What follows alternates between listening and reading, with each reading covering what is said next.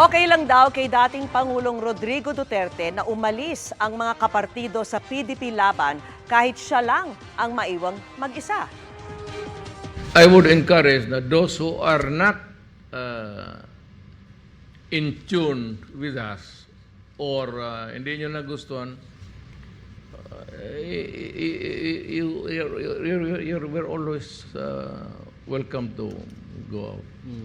Wala naman akong, even if I remain to be the only one na PDP, okay na sa akin. Ang importante kasi dyan, yung prinsipyo.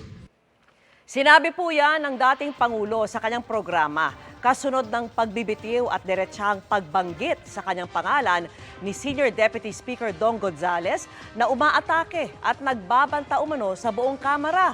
Ani Duterte, naniniwala at naintindihan niya ang konsepto ng prinsipyo, pero hindi sa ngalan lang ng pakikisama.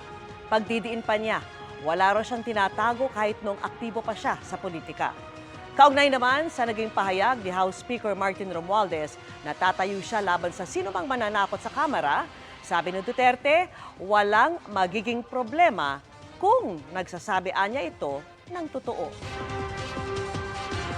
Mga kapuso, kasama nyo kami 24 oras. Mag-subscribe sa GMA Integrated News sa YouTube. Sa mga kapuso abroad, bisitahin ang GMA Pinoy TV at www.gmanews.tv.